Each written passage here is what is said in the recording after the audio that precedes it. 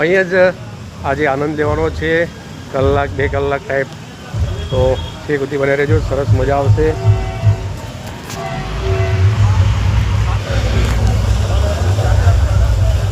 Enjoy અને enjoy સાથે મોજ માણવાની છે. Hello guys, welcome to my YouTube channel. અને આજે નવા બ્લોગમાં ફરીવાર તમારું સ્વાગત છે.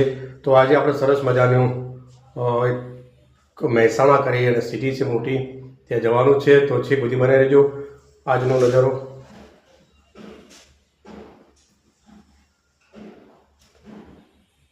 હેલો મિત્રો, તો વેલકમ માય યુટ્યુબ ચેનલ. ને આજે સરસ મજાના નવા બ્લોગમાં તમારું સ્વાગત છે. તો આજને મળીએ.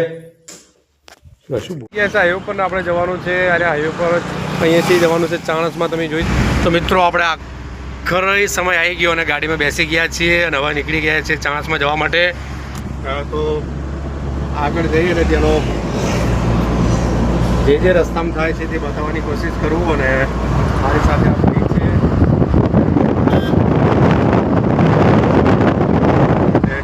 સારું કહેવાય. અને આપણને બેસા લીધા છે. આ બસવાળા ભાઈ છે, એમને હાથ ધક્કો કર્યો પણ એમને ઊભી ના રાખી, એટલે વાંધો નહીં, ભગવાન એમનું ભલું કરે. તો આપણે જઈએ. શું નામ તમારું? મહેન્દ્રભાઈ. ક્યાંના? શેરપુરા, દેલપુરા. મહેન્દ્રભાઈ છે અને દેલપુરાના છે.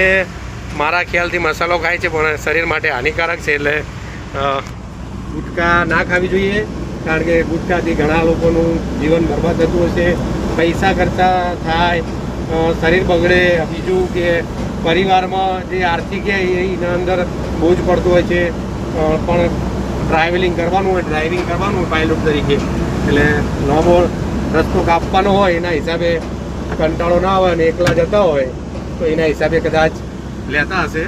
કશું વાંધો નહીં. આવેલું છે અત્યારના યુગમાં પરિવારને ભેગા રાખી અને મા બાપ મોટા કરતા હોય ત્યારે ખરેખર દુઃખદાયક ઘટના કહેવાય કે જેમ લોકો પાસે પૈસા અને સુખ સગવડ વધતી જાય તેમ માતા પિતાને ભૂલતા જતા હોય છે અને છેલ્લે તરછોડતા જતા હોય છે.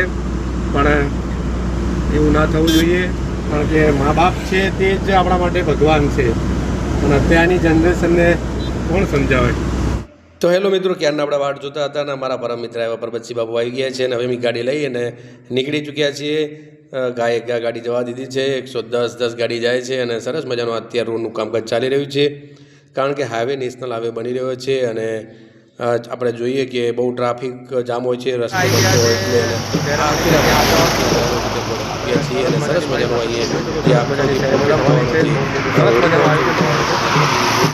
અને આપણે અંદર એન્ટ્રી થઈ ચૂક્યા છીએ. આ તમે જોઈ શકો છો, અહીંયા સરસ મજાની બહેનો બે ઊભી છે જે તિલક કંકુ કરી અને તમામનું સ્વાગત કરવામાં આવી રહ્યું છે. અને ઢોલના નગારા સાથે, તાલના ધબકારા સાથે લોકો આવી રહ્યા છે, એમનું સ્વાગત કરવામાં આવ્યું છે. અને અહીંયા તમે જોઈ શકો છો સરસ મજાનું આયોજન, ખૂબ સરસ મજા આવે. આજે હોળી રમવાની છે.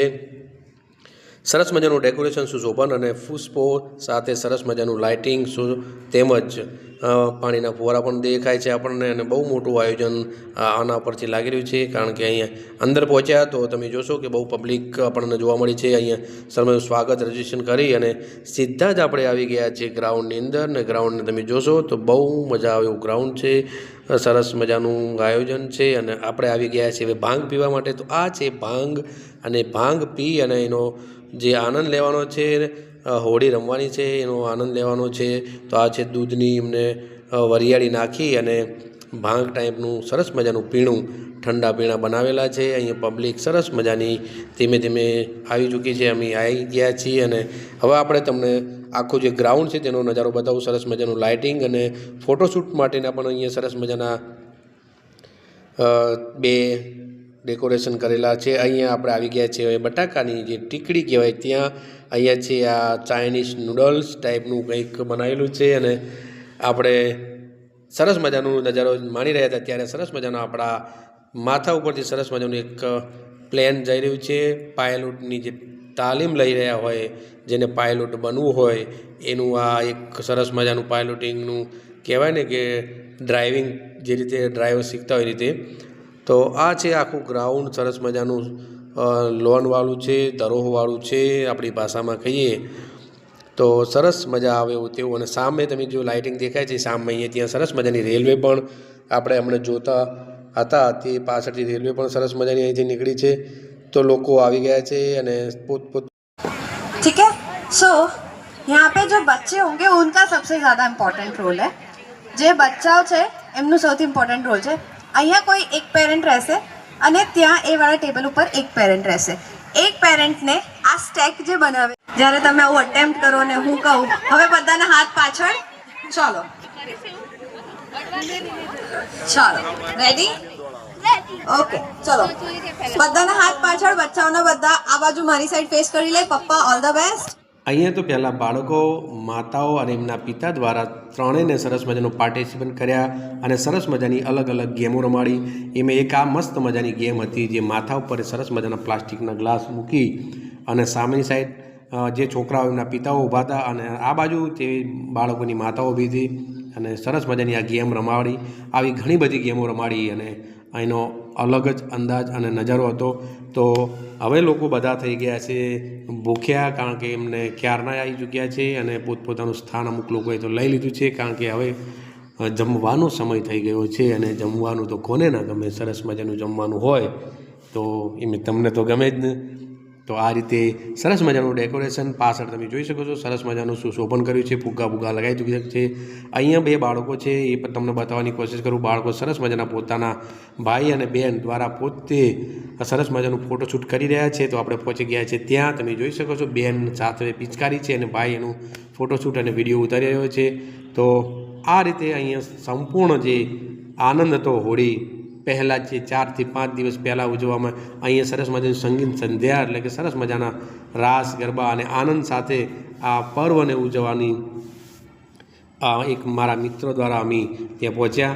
એ અંબુજા સિમેન્ટ એટલે કે અદાણી અને તેમના દ્વારા સરસ મજાનું આયોજન કરેલું હતું।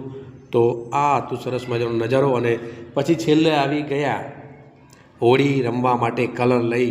તો લોકો આખા જ ગ્રાઉન્ડની અંદર સરસ મજાના હોળીના જે સરસ મજાના બાઉલ હતા કલરના લઈને એકબીજા ઉપર બમાબમ નાખતા હતા અને આપણને આવી ગયો આનંદ। તો આપણે થોડી મોજ પણ કરી લીધી, થોડો ડાન્સ ટાઈપનો એક્શન સાથે।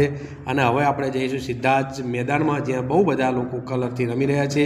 તો આપણે પહોંચી ગયા મેદાનની અંદર। અહીંયા તમે જોશો તો બાળકો, તેમના પિતાઓ, તેમના ફ્રેન્ડો સાથે ખૂબ આખું મેદાન કલર ને કલર સાથે રમી રહ્યા છે એકબીજા, કારણ કે આજે હતો એન્જોય હોળી પર્વ ઉજવવાનો આ ઉત્સવ હતો અને સરસ મજાનું અહીંયા આખું આયોજન કર્યું હતું। નાના બાળકો પણ સરસ મજાના કલરથી જો એમના પિતા ઉપર જે નાખ્યો લો હતા, પિતા અને પુત્ર બંને સરસ મજાના હોળી રમી રહ્યા છે। આનાથી નજારો વિશે શું હોઈ શકે। તો જીવનમાં આપણને જેટલું પણ મળે એટલું માણી લો, કારણ કે જીવન બહુ અમૂલ્ય છે અને એનો આનંદ જ્યારે તમને મળતો હોય તો એનો આનંદ લઈ લેવો જોઈએ, કારણ કે વીતેલો સમય પાછળ આપણને મળતો નથી। હવે આપણે પહોંચી ગયા સરસ મજાનું જમણવાર કરી અને છેલ્લા ઠંડા થવા માટે આઈસ્ક્રીમ લેવા માટે। તો આઈસ્ક્રીમમાં સરસ મજાની લાઈનો હતી। આપણા ભાગમાં જ્યારે આઈસ્ક્રીમ આવી તો આપણે સરસ મજાના તૂટી પડ્યા, આઈસ્ક્રીમ સરસ મજાની ખાઈ અને હવે સીધા અમે જઈશું અમારા માદરે વતન એટલે અમારું પાટણ, પોંચો પાટણ।